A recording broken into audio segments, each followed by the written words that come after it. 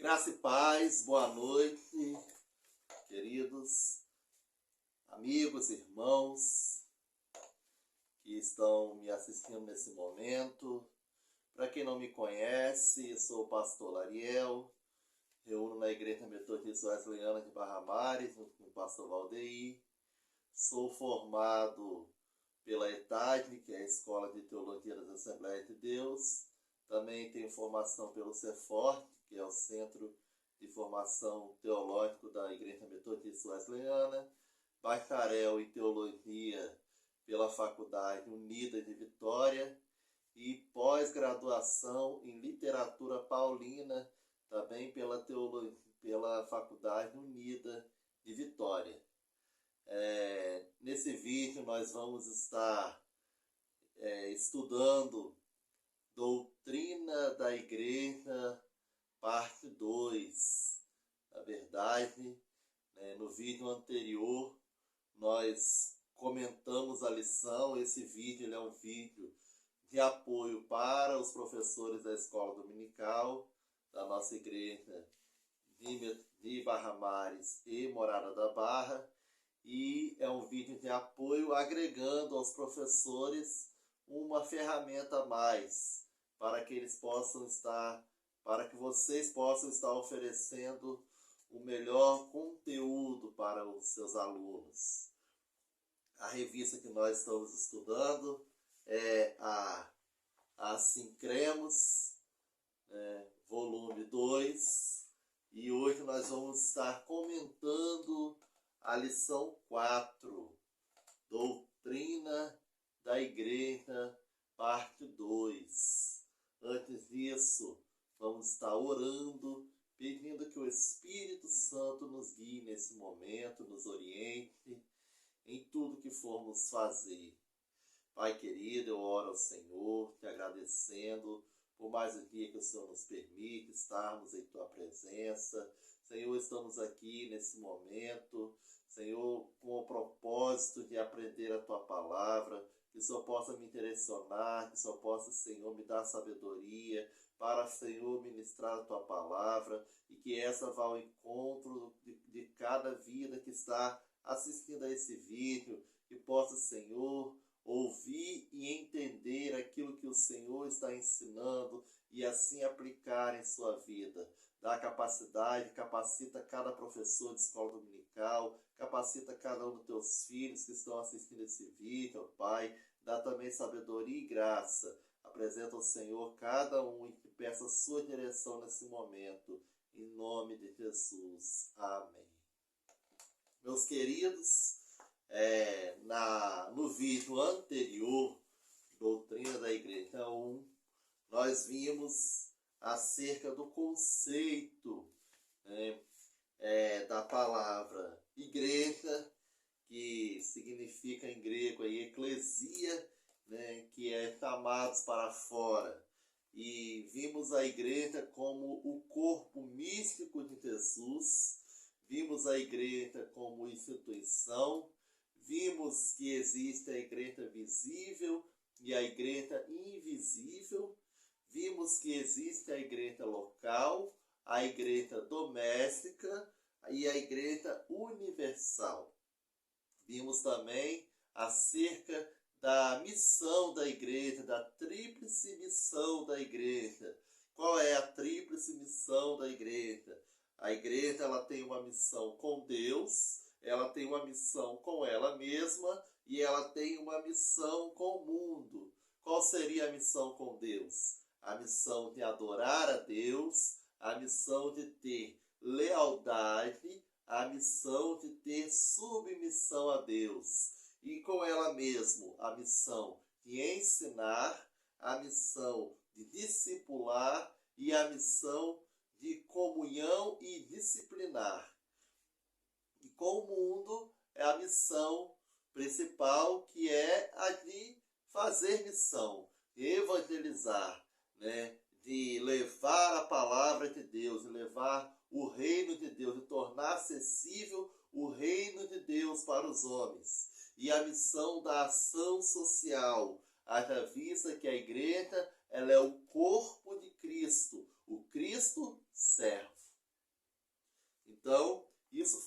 nós vimos no vídeo anterior, que foi tratado na lição 3. Hoje, na lição 4, nós vamos estudar a doutrina da igreja. E qual é o objetivo dessa lição? Para vocês fazerem um bom planejamento da aula de vocês, essa deve ser a primeira pergunta que vocês devem fazer. Qual é o objetivo da lição? Aonde eu quero chegar? O que eu quero passar? O que eu quero ensinar? Aonde eu quero que os meus alunos cheguem? Então, essa deve ser a primeira pergunta que vocês devem fazer para vocês mesmos e precisam estar aptos a respondê-la para fazer um bom planejamento da aula de vocês. E o objetivo da lição de hoje, da aula de hoje, é demonstrar o Cristo como governador da igreja, mostrar os governos que existem, tipos de governo que existem na igreja, e mostrar como o cristianismo afetou a história do mundo, qual é a história, o resumo da história da igreja e como nós chegamos até aqui. Bom, então aí a introdução, ela já começa falando acerca de Cristo, o governador da igreja. Ao falar de Cristo como cabeça da igreja, estamos dizendo que Ele é o Senhor da igreja. Jesus é o Senhor absoluto. Então, Cristo, lembra que a igreja ela é o corpo de Cristo, e a igreja como corpo, Cristo é o cabeça. Então, a cabeça, ela governa o corpo. Todas as ordens, tudo que o corpo faz, a ordem ela parte da cabeça. E Cristo, como cabeça, ele é o governador supremo da igreja. Então, nós temos aí a igreja mística, o corpo místico de Jesus, governado por Jesus. Quem é o governador? Quem é que manda, quem é que preside a igreja? Jesus. Porém, a igreja ela é formada por pessoas. Então, e ela como instituição, a igreja ela tem também um governo humano que foi aí instituído pelo próprio Cristo. E a esse governo humano nós vamos chamar de quê? De oficiais da igreja, ou os oficiais, vamos assim dizer, os oficiais da igreja. O oficial da igreja é alguém publicamente reconhecido como detentor do direito e da responsabilidade de desempenhar certas funções para o benefício de toda a igreja. Bom, nós vemos aí que Deus, ele escolhe, ele vocaciona e ele capacita homens e mulheres para conduzir a igreja na terra. E a esse governo humano da igreja, esses oficiais da igreja, nós podemos aí dividir esses oficiais em dois grupos. O primeiro grupo é o ministério geral e profético, e o segundo grupo, o ministério local e prático. Então, nós vamos ver aí na revista, a lição, na página 39 da lição, o ministério geral e profético. E aí nós vamos ver que no ministério geral e profético, existem alguns ofícios que nós vamos tratar. E o primeiro ofício que nós vamos ver é um ofício que estava limitado ao tempo quando a igreja primitiva foi fundada. Que ofício é esse? O ofício do apóstolo. E dois outros ofícios que continuaram por toda a história da igreja. Que ofícios são esses? O ofício de presbítero e o ofício de diácono. E aí nós vamos ver que faz parte do ministério interal e profético o ofício de apóstolo, né? Bom, apóstolo, em grego, apostelo, aquele que é enviado com uma missão. Eram homens com autoridade para falar e escrever palavras que eram palavras de Deus em sentido absoluto. Não acreditar neles ou desobedecer a eles era o mesmo que não crer em Deus e desobedecer a Deus. Os apóstolos, portanto, eles tinham uma autoridade para escrever palavras que se tornaram palavras da Bíblia. Esse fato por si só não sugere que havia algo de singular no ofício do apóstolo, e não esperaríamos que ele continuasse nos nossos dias, porque atualmente ninguém pode acrescentar palavras à Bíblia e tê-las na conta de palavras de Deus ou como parte das Escrituras. Então nós vamos ver aí que os apóstolos, eles tinham uma autoridade de aquilo que eles falavam eram escritos como palavra de Deus. E desobedecer ao apóstolo estava desobedecendo a Deus. Por isso nós vamos ver lá quando Ananias e Safira, eles mentem para Pedro, e Pedro vai falar, vocês estão, por que mentistes ao Espírito Santo? Né? Aqueles homens, eles eram homens cheios de autoridade. E existiam algumas qualificações acerca para ser um apóstolo. Existiam alguns, podemos dizer, pré-requisitos para que o homem pudesse ser chamado de apóstolo. E que pré-requisitos seriam esses? Primeiro, para ser um apóstolo, precisava ter visto Jesus após a ressurreição.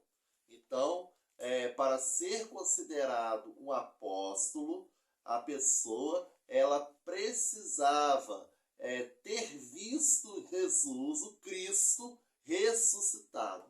Mas muitas pessoas viram Cristo ressuscitado. Cristo apareceu para mais de 500 pessoas, né? No entanto, não existiram, que a gente saiba, 500 apóstolos. Se existiu 15, foi muito. Né? Nós temos aí os 11 e 12 com Matias, e depois Paulo, que também se nomeia apóstolo, porque ele foi comissionado por Cristo. E nós temos também a Barnabé, que em alguns textos é considerado apóstolo, e também Tiago, irmão de Jesus, né? Então, nós vamos ver aí que existem alguns textos, né, que vão tratar algumas pessoas como apóstolos, né? E, no entanto, não existiam muitos, porque não era só o fato de precisar ter visto Cristo ressuscitado. Além de ter visto Cristo ressuscitado, também era necessário que fosse comissionado por Cristo. Ou seja, precisava ter sido comissionado por ele, precisava ter sido especificamente chamado por ele para ser apóstolo, né? Bom, e qual era o trabalho do apóstolo? Eles exerciam um poder administrativo sobre as igrejas, levavam credenciais sobrenaturais, como eu disse, eles tinham uma autoridade sobrenatural, eles exerciam um poder cujo trabalho principal era estabelecer igrejas em novos postos, em novos campos, né? Bom, a palavra apóstolo em si significa missionário, né? Mas apóstolo, como o Evangelho nos mostra, como Atos dos Apóstolos cita, não vai existir após a morte desses apóstolos, né? Que foram os apóstolos aqui que foram separados por Cristo, instituídos por Cristo para darem início à igreja. E aí nós vamos ver um segundo grupo, ainda nesse grupo geral, além dos apóstolos, que é o grupo dos profetas, né? E os profetas eram um pouco diferentes dos apóstolos, porque qual era a função principal dos apóstolos? A função principal dos apóstolos era de expandir o reino de Deus, era de ganhar pessoas para Cristo, era de fazer com que a igreja crescesse a cada dia. E qual era o ofício dos profetas? O ofício do profeta era de cuidar daquele que os apóstolos ganhavam, era de cuidar da saúde da igreja, era de cuidar da vida espiritual da igreja. Enquanto os apóstolos eles pregavam para os incrédulos, o ministério dos profetas era particularmente pregar para cristãos, pregar para crentes. O ministério profético era um serviço e não uma oportunidade para utilizar o carisma para o benefício próprio. E nós temos também o ofício dos evangelistas, que eram aqueles que eram portador das boas novas. E os mestres, né, no grego aí, didáscalos. Na questão dos mestres, quem era o mestre? O mestre ele não representa um cargo distinto, mas simplesmente uma função de pastor. E o que era o mestre? O mestre era um presbítero que tinha a função de ensinar. Mais à frente nós vamos estar vendo mais essa questão acerca de presbíteros. Existiam na igreja vários presbíteros com funções diferentes, vamos falar isso daqui a pouquinho, né? Mas o mestre nada mais é do que alguém que estava apto para ensinar, exemplificar a doutrina, corrigir e admoestar, né? E disciplinar. E quem era esse camarada? Um presbítero mestre, um pastor mestre. Nós vamos ver isso com mais propriedade daqui a pouco, né? Bom, dentre as muitas marcas da igreja, podemos destacar 4, que são elas: apostólica, santa, universal e una. Então, assim, nós somos uma igreja apostólica. Por que apostólica? Porque nós temos a nossa origem na ação missionária dos apóstolos, né? Então, assim, remetendo aos apóstolos, então nós somos uma igreja apostólica, somos uma igreja santa. Então, assim, outra marca é a santidade. A santidade, ela precisa ser uma marca da igreja. E o que é a santidade? É abandonar o pecado. Então, assim, nós devemos manter a pureza como noiva de Cristo. Temos a marca de universal, católico. A palavra católico significa universal. Então nós somos sim igreja apostólico católico, no sentido de sermos uma comunidade inclusiva, preparadas para receber todos que procuram ir ao encontro dos que têm se perdido. No entanto, nós somos uma igreja católica apostólica, ou apostólica católica. Romanos, não. E lá na frente, daqui a pouquinho, no desenvolver do vídeo, eu vou estar explicando melhor essas qualificações, essas classificações aí da igreja.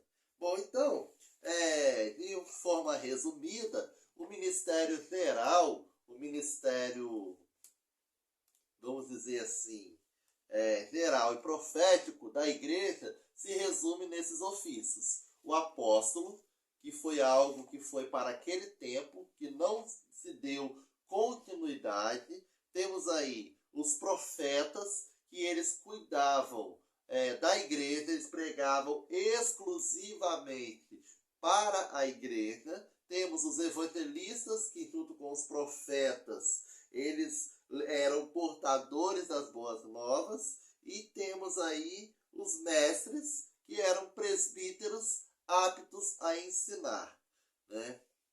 Bom, no ministério local, esse é o ministério geral profético, nós temos também o ministério local e prático, que é aí o ponto 2 da revista. No ministério local e prático, nós vamos ver aí mais alguns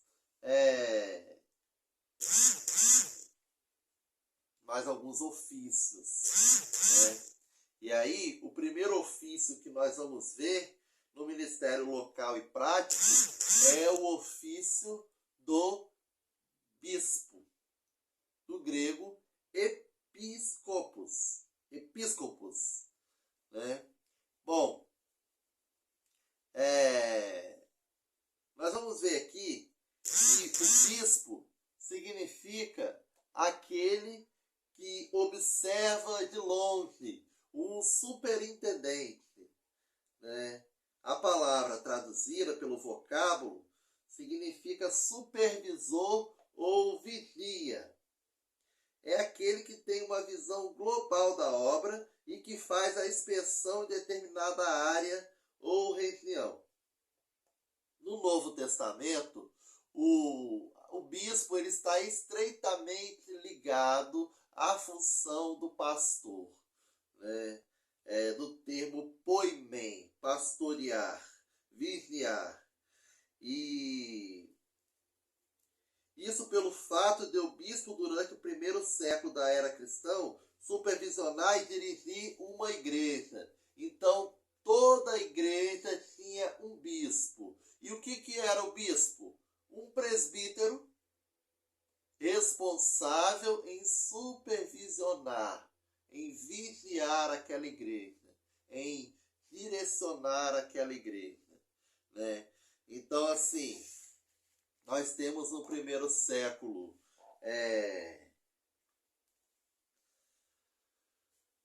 um grupo de presbíteros dentro de uma igreja. E aí, daquele grupo de presbíteros, nós tínhamos aí um presbítero que era o cara que ensinava. Nós temos aí o presbítero que era o camarada que vigiava tudo, que supervisionava tudo, né? Que era o pastor, supervisor, vigia, né? E nós temos isso na formação da igreja do primeiro século. Vocês não vão conseguir ver essa imagem aqui. Eu vou falar algumas coisas que estão escritas aqui, mas eu vou deixar a imagem na descrição do vídeo aí para vocês baixarem. Eu vou ver como é que eu faço aí para deixar essa imagem aí disponível para vocês. E nós vamos ver aí que no primeiro século o bispo ele era um presbítero supervisor de uma igreja. No segundo século, o bispo ele agora era o supervisor de várias igrejas, né? E a gente vai explicar isso aí melhor, né, daqui a pouco.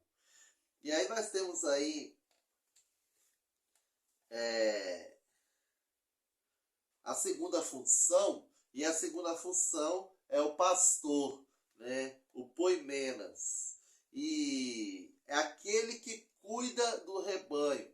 E o Novo Testamento, ele não vai trazer o pastor numa figura de hierarquia, né? Ele não designa uma posição hierárquica ou institucional, mas a virtude de líder para apacentar o rebanho. Ser pastor é um dom ministerial. Há pastores que dão a vida pelas ovelhas. E o que era o pastor no Novo Testamento? O pastor na visão do Novo Testamento.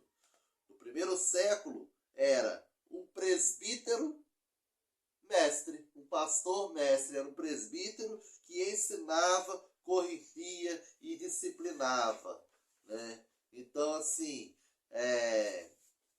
você tem aí um presbítero bispo, que é o supervisor, superintendente, que vai olhar tudo, que vai presidir a igreja. Você tem um presbítero mestre, que era o pastor responsável por ensinar a igreja. Ele era o presbítero responsável pelo ensino, para ensinar, para admoestar, para advertir, para disciplinar. Então você tinha aí um presbítero só para essa função, né? Na igreja do Novo Testamento. Ser pastor não era um cargo, não era uma hierarquia, era uma função, né? E aí você tem a própria palavra. Quando a gente vai ler aí o Novo Testamento, nós vamos encontrar a própria palavra presbítero, né? Bom, e do grego presbíteros, ancião, né? A palavra forma comparativa de presbis, que é idoso ou ancião, e ela é usada para descrever a idade mais elevada de uma pessoa em relação a outra. Em Atos, aparecem os anciãos ou presbíteros que fazem parte do concílio, que juntamente com os apóstolos tratam das exigências para a entrada dos gentios na comunidade cristã, como líderes da comunidade gentios cristãs. E aí, quando a gente para analisar a literatura paulina, para analisar a história da igreja de acordo com as cartas paulinas, com os escritos de Paulo, nós vamos enxergar que Paulo ele vai deixar muito claro que ele deixava um grupo de presbíteros em cada igreja que ele fundava. Paulo ele era um apóstolo e, como tal, ele tinha um ministério itinerante, não tinha um ministério local, né? E com o ministério itinerante que Paulo tinha, ele não parava, ele não ficava apenas em um lugar, né? Ele chegava no local, ali ele anunciava o evangelho, ali ele formava um grupo, e desse grupo ele separava alguns para presbíteros, outros para diácono, e esse grupo de presbíteros ele preparava, ele ensinava eles, e aí ele separava um presbítero para presidir aquele grupo, um presbítero para ensinar aquele grupo e outros presbíteros para darem um apoio a esses presbíteros, que era o bispo e que era o presbítero mestre, o pastor, né? E Pedro também, quando a gente lê lá as cartas universais, nós vamos ler as cartas de Pedro, nós vamos ver que Pedro, ele também tem esse costume de toda a igreja que ele funda, ele deixa nessa igreja um grupo de presbíteros para dirigir. Então, Pedro, ele deixa claro que todas as igrejas eram dirigidas por presbíteros. E aí nós vamos ver em alguns textos falando como bispo, ou tratando, né, como pastor, ou mesmo como presbítero mesmo, né? E o presbítero, então, ele tinha a função de pastor mestre, ele tinha a função de bispo, e tinha aí os presbíteros auxiliares, né? E aí nós temos alguns textos que vão tratar muito bem o assunto, né? E aqui nós vamos ler alguns deles. O nosso tempo ele é muito curto, então a gente não consegue ler e comentar todos os versículos, todos os textos acerca do assunto, né? Mas aí nós vamos ver em 1 Timóteo capítulo 3, versículo 4 e 5, que diz assim: que governe bem a sua própria casa, tendo seus filhos em sucessão com toda modéstia. Porque se alguém não sabe governar a sua própria casa, não terá cuidado da obra da igreja de Deus. Então aqui está falando acerca dos presbíteros, que para serem tal, eles precisavam governar bem as suas casas, porque eles também iriam precisar governar a igreja, né? E aí nós vamos ver lá em Tito, capítulo 1, versículos de 5 a 9, acerca da qualificação dos presbíteros. E aí nós vamos ver lá, por essa causa, deixei em Creta para que pudessem, em boa ordem, as coisas que ainda restam. E de cidade em cidade estabeleci presbíteros. Então aqui nós vamos ver Paulo falando que por onde ele passava, de cidade em cidade, aonde ele abria uma igreja, ali ele estabelecia presbíteros, né? E aí ele vai falar as qualificações do presbítero: aquele que for irrepreensível, marido de uma mulher, que tenha filhos fiéis, que não possam ser acusados de dissolução, nem são desobedientes, porque convém.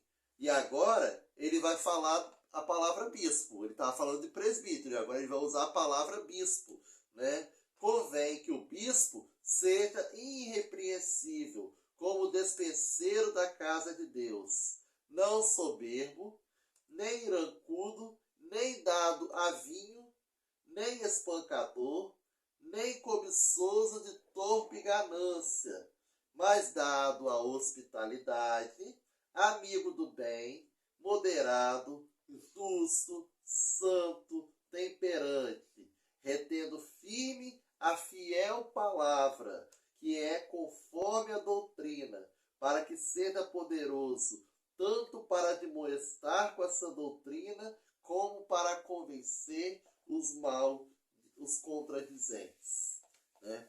Então nós vamos ver aqui essas funções que o presbítero ele tinha, né? Tinha e tem, né?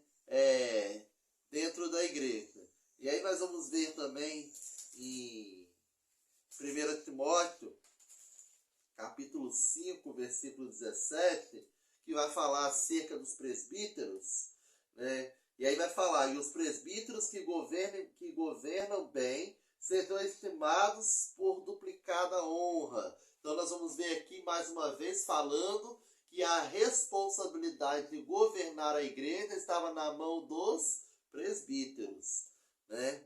Então, os presbíteros, eles tinham essa função de dirigir a igreja do Novo Testamento. Lá em 1 Pedro, capítulo 5, de 2 a 5, nós vamos ver também tratando acerca do assunto, né? Aos presbíteros que estão entre vós, admoesto eu, que sou também presbítero com eles. Olha aí Pedro falando que mesmo sendo apóstolo, era um presbítero, mostrando o grau autoridade e de responsabilidade que tinha um presbítero, né? Bom, e aí ele vai falar no versículo 2, né? Apacentai o rebanho de Deus que está entre vós. Então aqui ele vai mostrar o presbítero com função de pastor, né? Não por força, mas voluntariamente, nem por torpe ganância, mas de ânimo pronto. Não como tendo domínio sobre a herança de Deus, mas servindo de exemplo ao rebanho. E quando apareceu o sumo pastor, ou seja, agora ele está falando que o presbítero é o pastor, e que Cristo, o sumo pastor, alcançareis a incorruptível coroa de glória. Né? Bom, então essas são as atribuições acerca dos presbíteros. Uma outra função que a igreja ela tem, o outro oficial da igreja, são os diáconos. Né? Bom, diácono do grego diakonos, e na língua grega existiam vários termos que dão significação a servir. Por exemplo, douléu, que significa servir como escravo. O Novo Testamento vai falar do diácono como o conceito de serviço prestado por amor. Quem é diácono? Ele entrega um serviço prestado por amor. No Novo Testamento, a palavra diacônio está estritamente ligada ao mandamento de amar ao próximo. O diácono, ele é o oficial, que ele serve à mesa, dá de comer e beber, oferece hospitalidade, veste, visita os enfermos e encarcerados, transmitindo o amor cristão ao próximo. Então, nós vamos ver aqui o diácono do Novo Testamento, o diácono da igreja primitiva, ele precisava. Quais são as qualificações do diácono? Primeiro, que sejam servos, né? Que tenham o espírito de servo e que sirva por amor, né? O serviço prestado por amor, não por obrigação, mas por amor.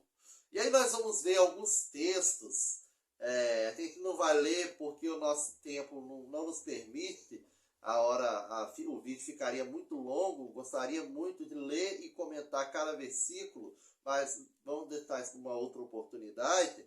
Mas de uma forma resumida, 1 Timóteo capítulo 3, versículos de 8 a 13, vai tratar acerca do diácono. E lá, o texto ele vai deixar muito claro quais eram as responsabilidades, quais são as responsabilidades de um diácono. O diácono, ele é aquele que cuida das finanças da igreja. O diácono, eles exerciam algumas funções administrativas. O diácono, ele atendia às necessidades físicas da igreja e da comunidade. O diácono, ele era responsável pela visitação e aconselhamento dos enfermos e daqueles que estavam presos, encarcerados. O diácono, ele era responsável por servir a ceia, por preparar a Santa Ceia e cuidar dos elementos da Santa Ceia. Então, essas eram as atribuições dos diáconos. Eles só não tinham autoridade para dirigir a igreja e nem era cobrado dos diáconos a habilidade de pregar e ensinar. O diácono ele não tem essa obrigação de ter a habilidade de ser um pregador eloquente ou de ser um mestre, de ser um bom professor. Ele não foi chamado para pregar, não foi chamado para ensinar, não foi chamado para dirigir uma igreja, ainda que isso não impeça um diácono de ser um pregador, de ser um mestre, de ser alguém que dirige uma igreja. Mas isso não é uma obrigação da função do diácono.